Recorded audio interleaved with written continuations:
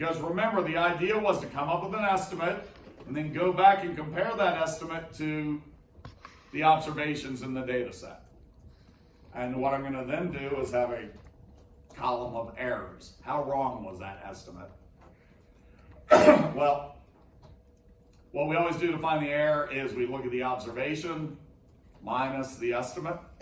That's that yi minus y bar type thing. So how far off was 48? It was wrong by 15. Right, the real value was 15 lower than the actual estimate. Does everybody get that?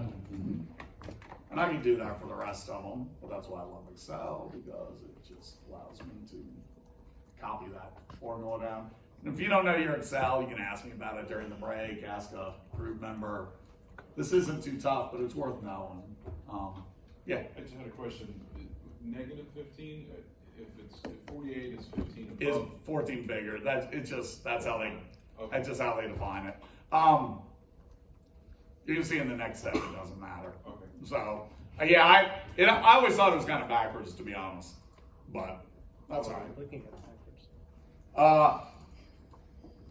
Does anybody remember what the formula for variance was?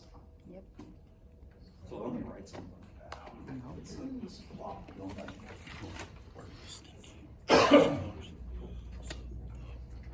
So our formula for variance. Which means it's not as Sigma 1. So some of this here don't have much of a deviation, means that data was more solid. Sigma 1 to 1. That's what I want. What are the statistics where this is going to work? Some, right? And like here we have 10 observations. Everybody, and then what do we have? Our variance was yi minus y bar squared divided by n minus 1, right? For sample variance. Okay. What we want to do is minimize something, our errors, right? Right, we want, I'm being very vague here. We want to minimize how wrong this estimate we're going to pick is. But there's a lot of ways we might do that. So first let me just show you what we do, and then we can talk about it as we move on. We want to get as low as possible something like the variance, right? We've already said variance means spread out, so let's get as little spread out as possible relative to our estimate. So let's just say that if we lined our data up, it looked like this, okay? We would not pick an estimate way out here, because clearly picking an estimate right in there would lower those errors a lot. Does everybody get that idea? Likewise, I might as well mention it now. What's going to happen if we pick the maximum like we're doing? Is that going to be any good? We could obviously do better by putting this somewhere in the middle and minimize a lot of it. It's one of the things I want to show you though is what does a bad estimate look like? Because probably you've never seen what a bad estimate looks like. Turns out here's what we're going to do. We are not going to specify that the mean goes in there to start. All we're going to say is, let's look for the statistic. Okay, that's what the hat means. Just anything we can plug in there that we're plucking out of the data, maybe the maximum. And let's look for the one that minimizes the sum of the squared errors. Some of you have probably heard that term before. If you haven't, that's fine. And in fact, since n's always the same, we don't even need to worry about that, because if every estimate we plug in there is divided by n minus 1, whichever one's the biggest is also going to be the smallest. It's also going to be the smallest if we don't divide by n minus 1, since it's constant for our data set. So the way you'll hear this said a lot is pick an estimate, such that we minimize the sum of squared errors. I want to point out the similarity to the variance formula. But right now it's just a similarity. What we're gonna do is we're gonna find different estimates and we're gonna plug it in here and see what we get. And we're gonna look for the one that gives us the lowest amount. Everybody get that idea? So everybody, in all seriousness, everybody can see why we want lower. This is in some way a measure of how wrong we are. So if we make that measure lower, that means we're less wrong. I'm trying real hard not to use math words, just to keep it English language for now. Okay? Math symbols, but each one kind of has its own word. Okay. So what have we done so far? We found a possible estimate, right? The maximum. We found how wrong each one is. What's the next step to do? Square and add them. Square them. And then after we square them, we're going to add them up and see what happens. So let's do that. And I promise you, as we work through a couple of these, you're going to say, I get why he's doing this. Right now, you may be a little foggy on it, and I'm cool with that. Because, I don't know, it's like Picasso's first couple of brush strokes, you didn't know what he was doing. Hopefully it won't just be a bunch of blue crap all over the place. Some people call that art too. Even with Picasso, right? Okay, so error squared is what I want to calculate next. So I'm going to take this, and I'm going to square it. I can multiply it times itself, whichever way you want to do that. So, before we do anything else, what did squaring this do? It really did two significant things. Make the negative positive. Got rid of the negative, right? Well, that's good, because what if we had just added up all the errors? Well, in this case, we would have gotten a really big negative number. Always get rid of the negative. But if we hadn't picked a maximum, if we had picked something in the middle, we would have had some pluses and some minuses. They would have canceled and made it look like we didn't have much of an error. But really, there's just a bunch of errors this direction and that direction. Right? Squaring it gets rid of the negatives to where you're not canceling. Certainly one reason to do it, not the only one. What else did it do to it? Made it a lot bigger. In other words, the more wrong we were, squaring it makes it even worse. So if we're off by just a little and we squared, it would not be that big a deal. But if we're up on even one observation by a lot, squaring it just really multiplies that effect. Everybody see that? It's another good property of this. It punishes you for being way wrong on any guess. Because guess what? When you're using this to make money or not lose money, you don't want to run the risk that you're way wrong. You get fired for that type of stuff. Okay. There are other reasons for squaring it. That last slide with all the math, it's built into there. But I'm just going to be honest with you. If you know this, you know as much as 99.9% of the population, and more, well, as much more than 99.8% of the population, probably. So I'm going to copy this down. And then, remember, I'm going to add those up.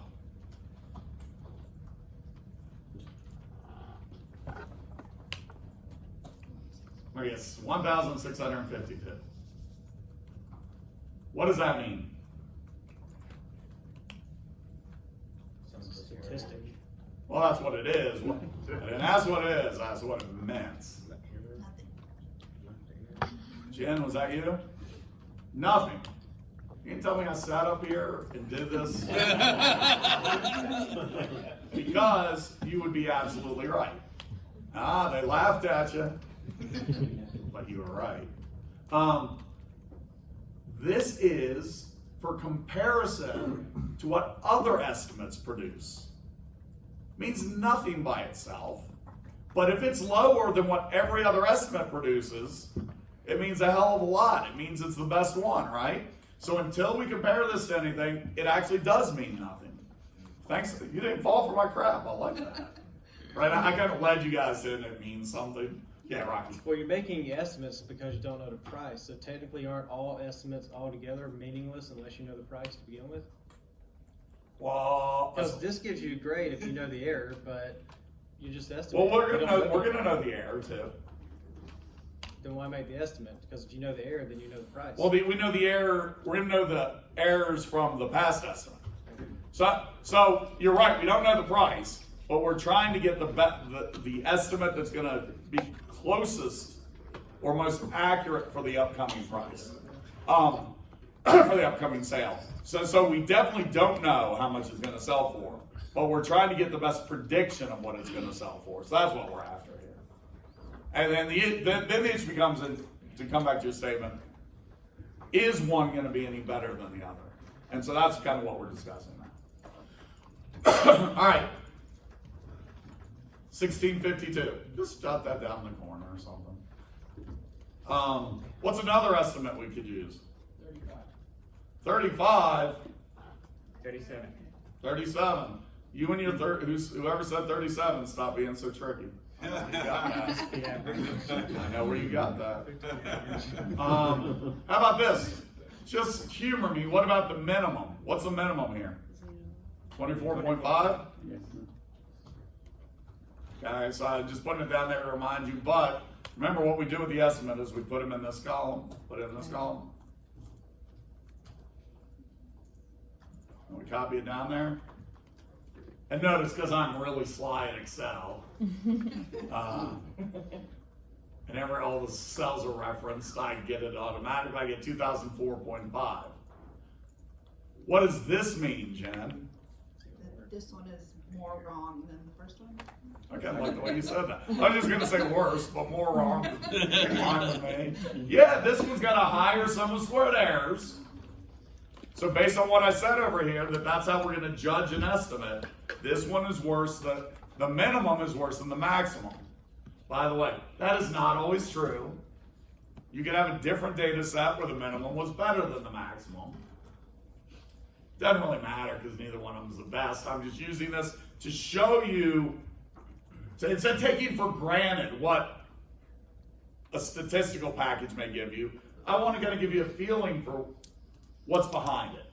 Okay? Now, somebody said 35? We could do that. Who said 35? You did. 35. It's much better. 35 gives 482. Ooh, that's a big improvement. Good job. Everybody see it? Everybody see why I say that's a big improvement? That sum of squared errors is a lot lower. A lot lower. Less wrong. Less wrong. To go back to Rocky's point, which was a good one, we're pretty much all going to be wrong, right? But we want the one that's going to be the least wrong. Okay. And then up here, is it Ovaldo? That's not my pronunciation. That's my eyes. I'm trying to see if I'm reading it right. In case you're not there yet, getting old sucks. Everything falls apart. Okay, copy 37. Oh, we did better. We were less wrong. Does everybody see that? Okay, and I'm not going to beat this to death. But does everybody see the process? Conceptually, with an infinite amount of time, we would just plug every number in there and find the one that's the lowest. Turns out 37 is the lowest, gives us the lowest. Because 37 he did not just pick out of his hat. Did you? No. Lies, damn lies, and Ovaldo.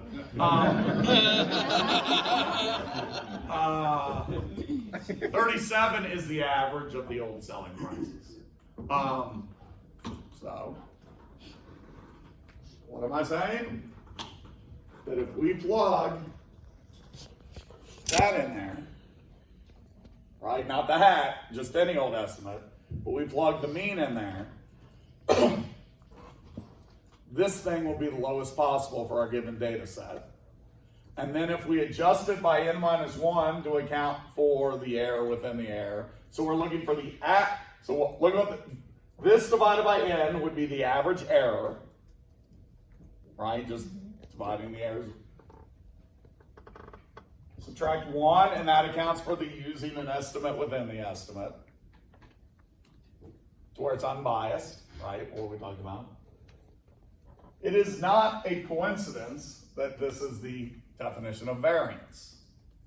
The definition of variance is the variance that you have using the best estimate for the population mean.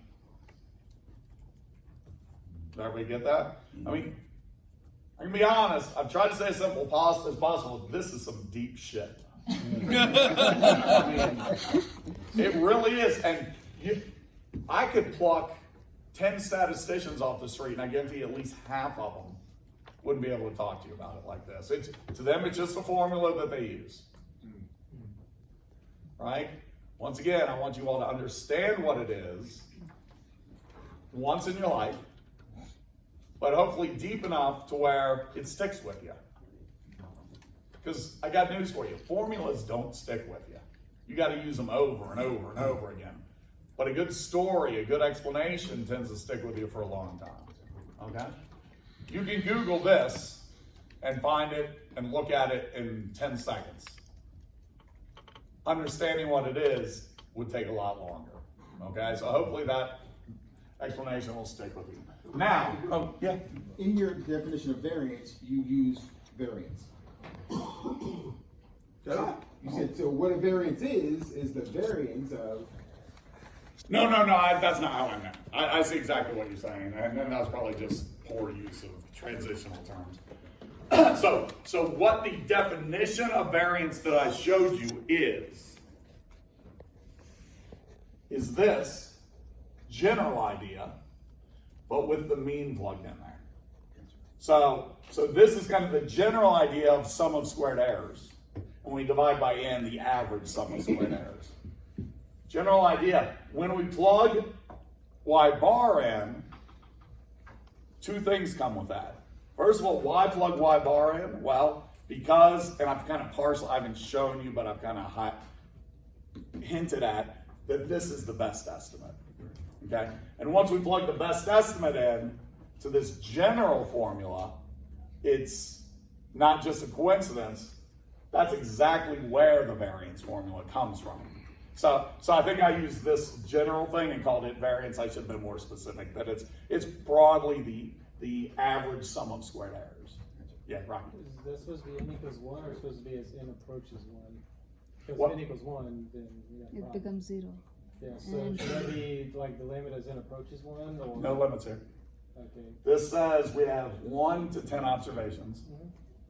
So why is it a problem when n equals 1? Because if n equals 1. Oh, It won't be applicable. I'm just an idiot. I can fix this real quick, don't worry. Eraser. That's I. Okay. Yeah, Iteration. great catch. iteration one. That's a great catch. I was like, wait, and then I noticed. So what we're saying is n is that. From 1 to n. Yeah, sorry. I started mixing up talking generally in this data set. What I really meant was, don't write this down, but just for those of you who are following, I meant n equals 1 to 10, and this should have just been 9. So, but you caught me cross. Thank you. That's very helpful. In general, what we would say though is we divide by n minus 1, and this goes from I Equals To 1. n. to n. Yeah, I double use the n, and that's a big no-no. Thank you. Keep me on my toes. He will. I am, my wife will tell you in extreme terms, but I am certainly fallible.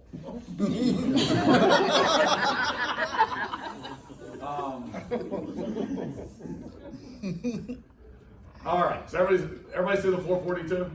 Yes. What, I can ask this rhetorically. What can I plug in here Okay. 0. that would give me something less than 442? Well, the answer is, said rhetorically, the answer is nothing. In fact, the average will always give you the lowest number here. There may be times where the median will give you the same low number, or something else will give you, I'm not saying it's uniquely the answer, the average, but there will never be anything better. And if there's never anything better, and sometimes average is by itself the best, let's just always use average, is the idea. We good so far? Okay. So in the slides, you all have the slides? Okay.